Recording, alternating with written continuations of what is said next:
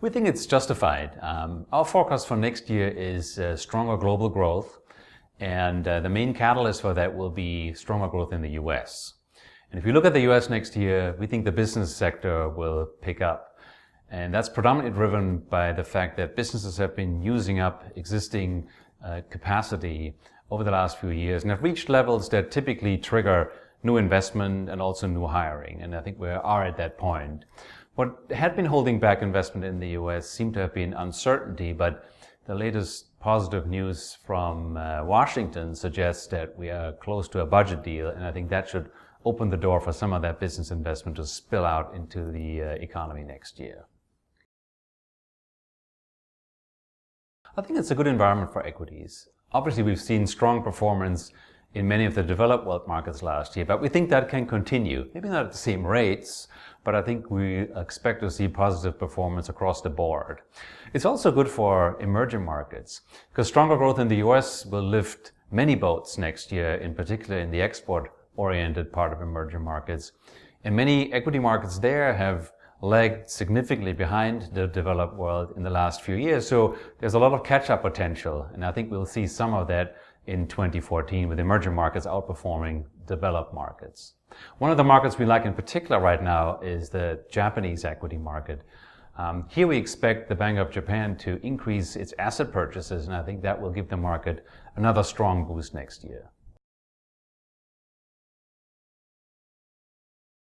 We're not overly concerned about tapering. If we look at the market in the US, 10-year Treasury yields are already trading at levels that we saw before QE started. So in many respects, I think QE is priced out of the market. So any further increases in bond yields in the US are likely driven by stronger growth. And that should be positive for assets that are tied to the economy. And that, for example, is the corporate bond market, not just in the US, but really around the world. So, for example, one of the asset classes we highlight in our investment outlook for 2014 is European high yield, which will benefit from improving business fundamentals, but also from the fact that slow growth in the Eurozone will hold back any potential increases in government bond yields. And therefore, European high yield will be a good investment next year.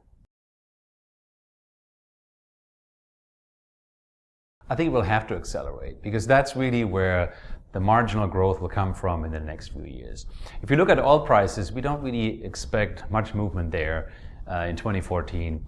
Yes, demand is picking up because we have stronger growth in our forecast, but also we see more supply coming online in the US, partially in the shale industry, but also in other parts of the world. For example, Mexico is instituting reforms right now that may open the oil market there, which at least should raise expectations of stronger production in that part of the world. So oil prices likely trending sideways. Therefore, to boost economic growth, I think the focus has to be on diversification, in particular in the manufacturing sector, which will be the driver of stronger global growth next year, but also in social infrastructure, as we've seen in the past few years.